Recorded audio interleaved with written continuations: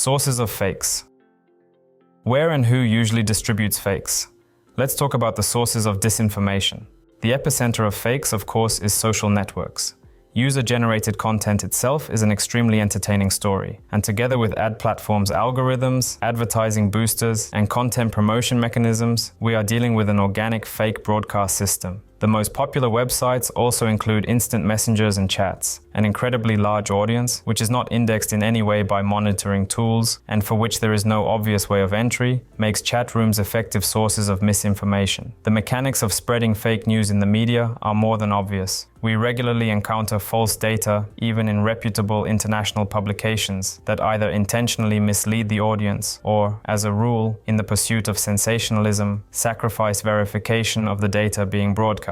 Unfortunately, the credibility of the publication in modern conditions does not guarantee that it can be trusted. Even academic scientific sources do not have absolute protection from fakes. A vivid example of this is the so-called resentment study. This is an enchanting hoax to create fictitious scientific articles and submit them to academic journals in order to demonstrate the low level of quality of editorial expert evaluation in them. The authors targeted academic journals in the field of culture and identity research, such as gender studies. The purpose of the raffle was to show that ideology in these topics has long prevailed over common sense.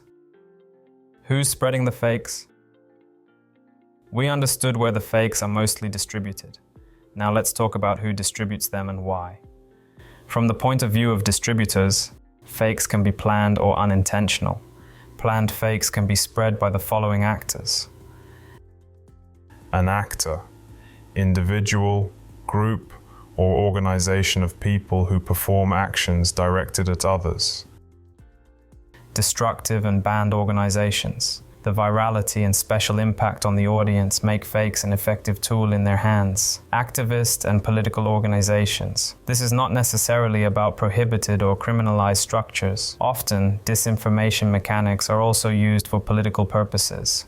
Foreign sources. It is absolutely certain that fake news is becoming a key tool of modern hybrid digital wars, the purpose of which is to destabilize the political situation, reduce the level of trust for state authorities, and undermine state sovereignty. Bot farms and cryo farms.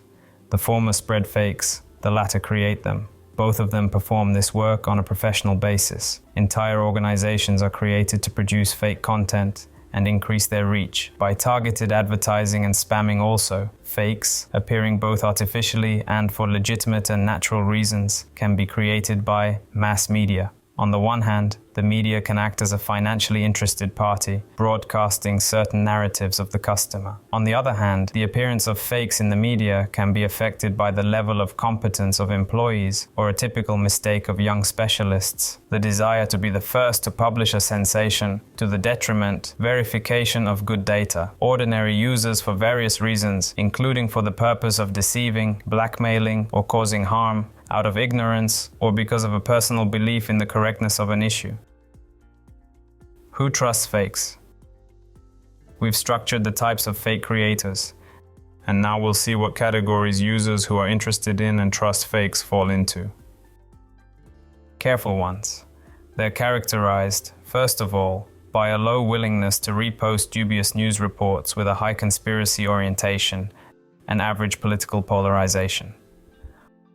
Loyal skeptics. They differ from others in that they are best able to recognize fake messages, trust social media news less, demonstrate lower levels of belief in conspiracy theories, and have slightly more trust in the federal government and official media. Polarized critics. They are characterized by the highest political polarization, i.e., intolerance towards people whose ideas about the political situation in the country differ from their own. They rely the most on social media news and have the least confidence in the authorities. Gullible conspiracy theorists. They are characterized by the most pronounced conspiracy beliefs, with the highest willingness to repost dubious news, and a low ability to recognize fakes. In this video, we have identified 3 main sources of fake ads by ad platforms: social networks, chats and instant messengers, and mass media. In addition, we found out that there are several categories of authors who spread fakes: deliberate disinformers, destructive banned organizations, activist and political organizations, foreign sources, bot farms, mass media, and users.